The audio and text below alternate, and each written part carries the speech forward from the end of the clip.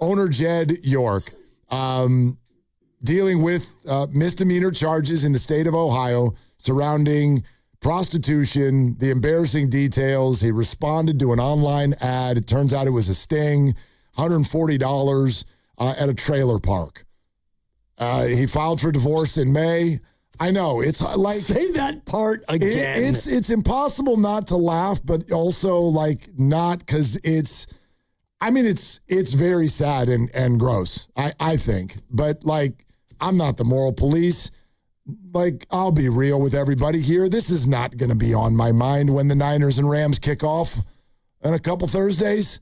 Like, okay, I will completely compartmentalize this. Has the spread moved for the game in Australia? I don't think so. Okay. I don't think so. Just curious. But yes, it will also never not be a part of Jed York's story. And that is an issue for the organization and its operations into the future. I don't find it to be like an urgent, pressing sort of a thing, but this is a game changer for Jed. I don't know if it is for the 49ers. Well, it might be for the ownership structure because... For sure. And I don't know how that would necessarily affect what they're doing. And the only comp I can make is to the Giants, where Larry Baer didn't respond to an undercover ad, but he got caught in a bad moment with his wife, and because of that, he had to step away. And so the ownership power structure changed. And I do think that the way they've gone about doing things also changed. It did, although I think that had a lot to do just with the sort of change in ownership and some structures that were already evolving a little bit. I mean, I get where you're coming from on it. There's two major differences in this. First of all, with Larry Baer, no crime was committed. There was here. Second of all, though, unfortunately for Larry Baer and his wife and the Giants, there was video. And when everybody can see it, it just brings a completely different dynamic into play. But we really do. We want to know how this hits you as a Niner fan. Let's start with Rob in San Jose. Rob, thank you for calling Willard and Dibs. What's up? Oh, man, this does not bother me one bit. As a 49er fan, there's a part of me that thinks that this is very funny. And like you, Willard, I'm not the moral police. I'm saying he's divorced. He's a single dude who's a billionaire who looks for an ad online to go to a mobile home park for $140. Like, that's funny. I don't even know what else to say about it other than it's funny. And guys are dogs. Whether you're young, you're old, you're rich, or you're poor, guys are dogs, and they do stupid things.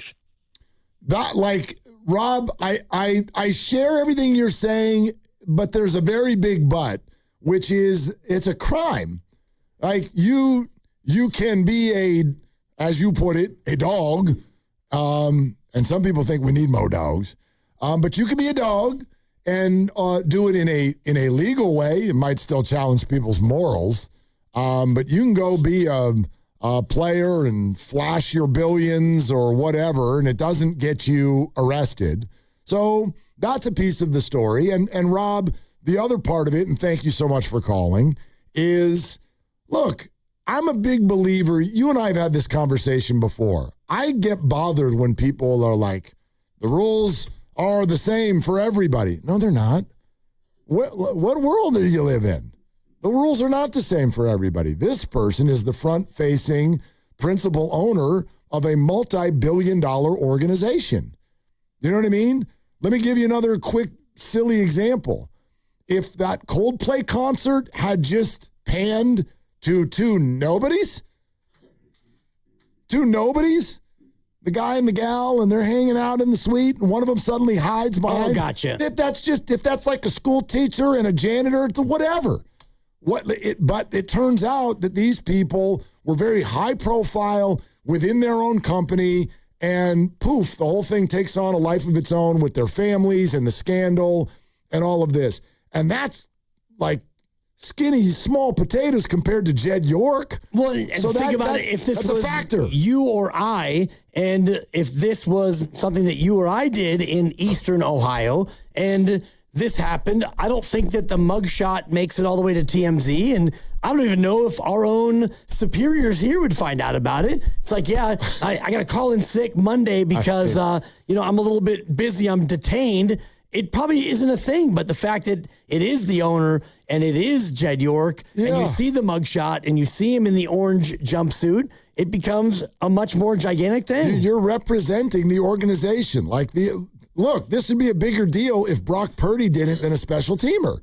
You are a front-facing person, leader of an organization, and so you have let them down, and you've let your kids down, you've let yourself down, all of that. 209, it's not cheating, who cares? It's a crime. I don't care. People cheat on their spouses. They I'm not here to get all up into that. That's whatever. I don't like it. That's other people's business. That doesn't really, other than within their own families, that doesn't affect anybody else. This affects a lot of people in an odd way. He's front facer of a huge organization. Well, it affects his ex-wife and their kids primarily. Sure. And so, okay, he didn't cheat on anyone, but he committed a crime. And it's a misdemeanor. So let's just say that he, I don't know, backed into somebody in a shopping center, and he hit a car, and then he just drove away. He drove away without a note. He drove away, and he didn't leave a note. I'd be bothered. Well, and that person saw him, or there was a witness who saw him, and then they call the police, and then the police pull him over. And it's like, hey, you just backed into somebody at Safeway. We didn't see you in the aisles, but we saw you in the parking lot. And it's like, well, yeah, I mean, I did that, and so now it's going to be a misdemeanor hit and run. That becomes embarrassing, but less embarrassing than this. Sure. And it's the mugshot, it's the details, it's the fact that it was a mobile home park and $140, and you're a billionaire in the orange jumpsuit. So you and I disagree about the video being more powerful. To me, the mugshot and the details of this is as powerful as the Draymond Green thing. And I respect that you feel that way. I bet that we could spend the rest of the show, and I feel very strongly that I could prove that video is what absolutely just convicts people. Well, video is video, and I think the mugshot, the power of the mugshot. So, you see Jed York, and I knew that he was, kind of my height, but then you see him in the orange jumpsuit, and you see... Oh, now we're height-shaming the guy? We're not height-shaming because I'm the same height, but you look and you go, he's about my height, 5'8", maybe 5'9". Yeah, he's 5'8". Orange jumpsuit, chest hair flying, and... Obviously, he's not happy. It's a mugshot. To me, the power of the mugshot is as powerful almost as the video. Yeah, the video of Draymond and Jordan Poole is so powerful because he just walks over matter-of-factly and does what he does. Right, but that, as we have learned, has happened many times in the NBA, and nobody's even bothered by it. People laugh because Michael Jordan hit Steve Kerr. Remember when Steve Kerr, he had to deal with this too? Nobody cares. But if you saw it, you're going to have a completely different emotion about it. I would bet we have got a mountain of domestic violence situations that have come up in the NFL through all of the years, all of the decades. But there's one that really, really stands out to people. It's Ray Rice. It's because there was video and we saw it. And that's an interesting way to put it, because Greg Hardy is an incident that we've heard about where he reportedly threw his girlfriend or his wife onto a pile of guns. Yep. No video. And so that doesn't have the same, I think, permanence, so to speak, as the Ray Rice thing. Agreed. So you're right to that extent. But when you get to this level, the mugshot for me, it carries a little bit more weight than your garden variety. Whatever, Bob Kraft apparently went to a massage parlor and got extra services, so to speak, but no mugshot, no video. So it's just a story. Yeah. What if there was video of Jed York cruising through the mobile home? Don't you think you'd click on that and remember it a little bit more than the mug? And who's to say there won't be? Body cam footage or surveillance footage or, the rest of it. Yeah, I'm not saying that the mugshot is a good look. You're right. No more V-necks, guys. Can we get an orange jumpsuit that doesn't have a plunging V? I don't know many criminals where that's a good look. Yeah. Not too many people show up looking like a model, ready for their photo shoot. We're doing a plunging V? Come on. I mean, it's tough. And I've never had a mugshot, knock on wood, and so I don't know what I necessarily would go with as far as like expression or, the outfit's kind of predetermined. You ever been arrested? Never. Yeah. Never. A couple close calls, but yeah, I mean, okay. Come on. Silk in Oakland. Hi, Silk. Thanks for calling. What's up? Hey, what's up, guys? Willard, I have to agree with you. In 2019, this happened to Robert Kraft, I believe, but he had a video out there, too, and we're not talking about that anymore. So, I think we just need to let it go and focus on the game, man. It happens. Bang, bang, not a game. Silk, thanks. I mean, again, I know this is how a lot of people feel. The Bob Kraft thing, I think there are some things, whenever that's going to come up today, that we got to mention. Those charges were dropped. These charges are not going to be dropped. There's already been a no contest plea that's been entered there. However, what I would say about Jed York is sort of, I think, proven by how many people are calling today and bringing up Bob Kraft. You're bringing up Bob Kraft because when a story like this comes up, you don't shake it. Ever. That's the realization for Jed today and the organization that I think is what needs to be dealt with and what is really hard to reason with, which is that this is never going away.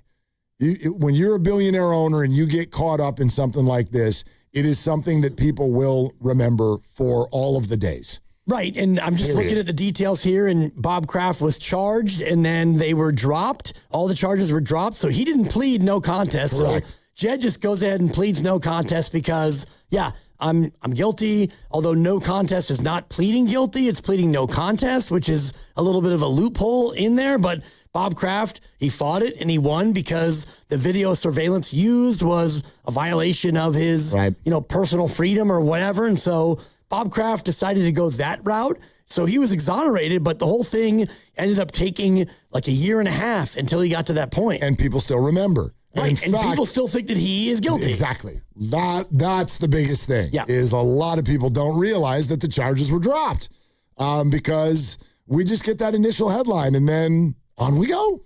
On we go. Yeah. I don't think it affected Patriot football the same way. Like, I'm not thinking that Drake May is going to take that first snap in a couple of weeks, drop back, look for A.J. Brown, and suddenly think of Diana Rossini and go, oh, no, I'm going to overthrow my receiver now. Yeah. I'm sorry. It's the way I look at it. This is embarrassing. It's an issue, but it's an issue off the field. It's an issue of ownership, leadership, and organizational functionality. It is not going to affect Brock Purdy, in my opinion. And the only person it might affect would be Kyle Shanahan, and it would do so positively because now he's no longer front and center and stuff for off-field things. So now... Did you feel like he was? Not continually, but it's been a few weeks, like 11 days, and then he's getting better, and now he's kind of all the way back. Yeah. And so even though if you were trying to still look at Kyle for whatever reason, now you've got the owner who's got his mess to deal with. Let's go to Christian in Berkeley. 888-957-9570. We'll take your calls all day. Christian, thanks for calling. What's up? Hey, what's going on, guys? Thanks for taking my call. Yeah, man. Couple things here, man. Yeah, so the Bay Area, in my opinion, so this is like a different kind of beast out here, right? I mean, these type of moral and illegal issues, I don't think people or the media will let this go that easy. And think about it. The 49ers organization donates to a lot of anti-human trafficking organizations. So, I mean, how does that look for him, right? How does it look for him, the organization? It's embarrassing, and it's not a no big deal situation. I think fans that say otherwise they're doing so in bad faith. I'm not gonna disagree with you, Christian. Can I say one thing before you continue, though? Because I've heard a number of callers do this today, and boy, this is going to be a tough point for me to try to make because I sure do not want to make it sound like I am not morally grossed out by all of this. But a lot of people keep using the word trafficking, which I know is horrific and a major part of many prostitution rings, but not all. And so I don't the only reason I'm uncomfortable with that is I don't know that this is automatically a human trafficking situation. This very easily could also just be an individual, and obviously this was set up by the authorities, this particular one, but there are prostitution situations where it is just an individual, not saying it's healthy or okay by any stretch, but I also think trafficking can be a little bit of a heavy word. Yeah, agreed, but it's definitely a big part of it, right? So, yes, we don't know. We don't know. And I guess I'll just leave with this. I do agree with you guys. I don't think it'll affect players or anything on the field, besides the fact that I think people are going to roll their eyes if he likes to do those speeches post-game locker room and talk about accountability. I mean, people are, especially within this year or the next few seasons, people are going to look at that, and obviously I think give them a side eye or roll their eyes at that. So that's all I got. Yeah, Christian, thanks for calling. Listen, there's a staircase that needs to be climbed, and he may not. That's the way I'll put it. I don't think the Niners are getting sold tomorrow. But the point that Christian is making is a fair one, which is, and this is a big part of what I think happens when something like this goes on and you're in a leadership position, it does rob you of some of your ability to be a leader. How the hell do you look people in the eye and try to give them an attaboy or a speech or this is how we do things around here? You know what I mean? This is what it means to be a Niner, when in the back of their mind, they're rolling their eyes going, dog, you were in a mobile home park 3 weeks ago. So could this lead down a road that robs Jed York of his ability to lead? And does that lead down a road to where he's not the leader someday? It is possible. For sure, especially, and he made a good point about like the community outreach part of being an owner. So you're the owner and you're not the only owner, but if you're the front-facing owner, what do you actually do? Well, you do a lot with your corporate sponsors. You do a lot with your management team, and I'm sure you do a lot with the community. And so if one of your community outreaches has to do with, women and protecting women and women's rights, and yet you've got this now on your resume, it's hard for you, I'm sure, to be taken seriously in those spheres. 100%.